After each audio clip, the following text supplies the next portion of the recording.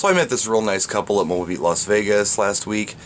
Husband and wife team. They do DJ stuff. They do a lot of work for nursing homes and things like that. They haven't stepped up to the wedding thing so much yet, but they're working on it. And they're at Mobile Beat because they're trying to learn more about it. And I think that's a real positive thing.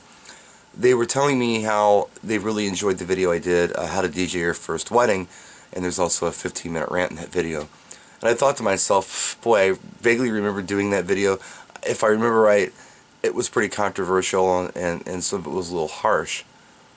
And so I kind of shrugged and said, oh, that one, I said, no, it was good. It made me think about what I was doing. I didn't want to go out there and screw anything up. I really want to research this and be the best DJ I can be when I show up at someone's wedding reception.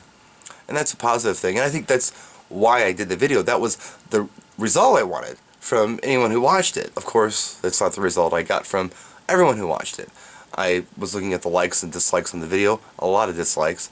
More likes, but sure, a lot of dislikes.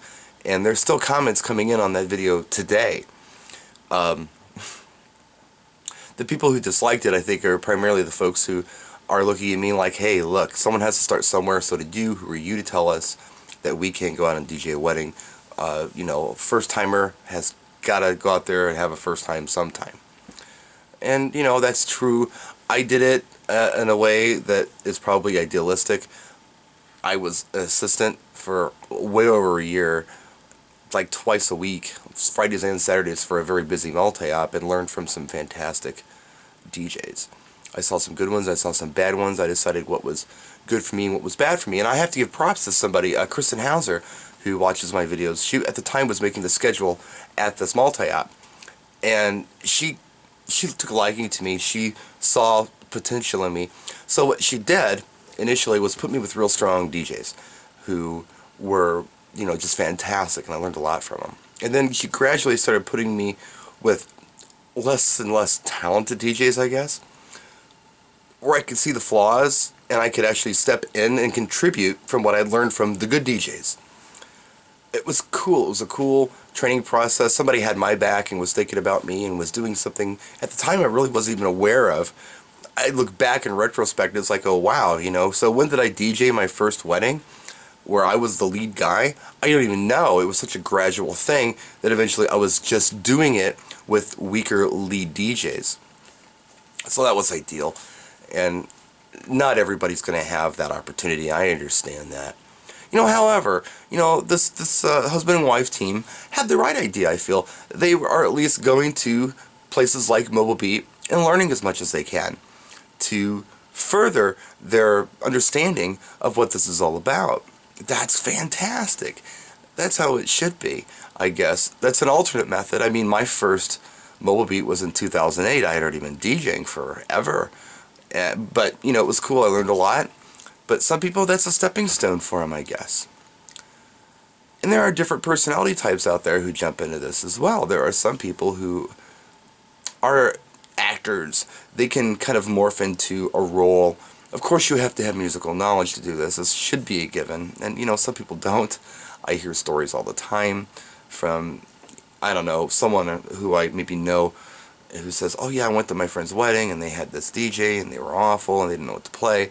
My daughter, she just had a school dance last night and was telling me how the DJ tried really hard, but the DJ didn't know what to play. It was a student, and people were kind of, politely dancing who knew the student, but they really weren't playing the right stuff. Of course, my daughter's jaded. She's got a dad who's a DJ. She's seen this done. She knows, kind of what she feels it's supposed to look like.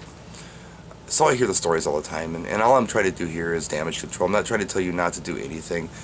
I'm just kind of giving you a little warning, I guess. I take this pretty seriously, as you know, probably more than a lot of people.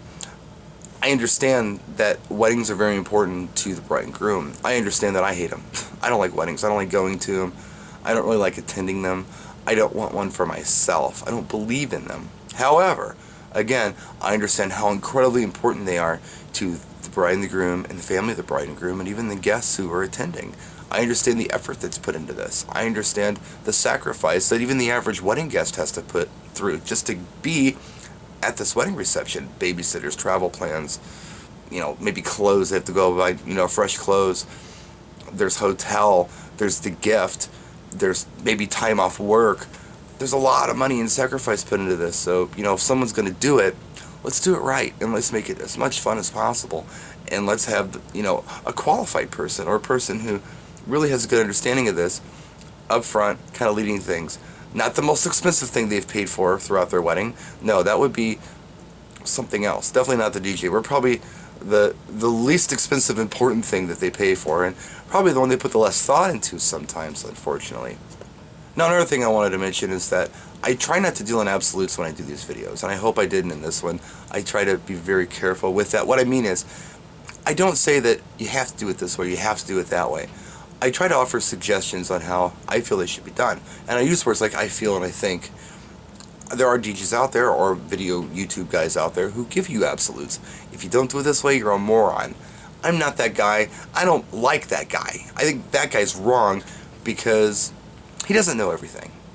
And I don't know everything either. I'm just simply offering what I have, and I'm offering it free. Take it or leave it. But yeah, a little revisit of that video. I'll try to do better next time. In the meantime, practice and enjoy.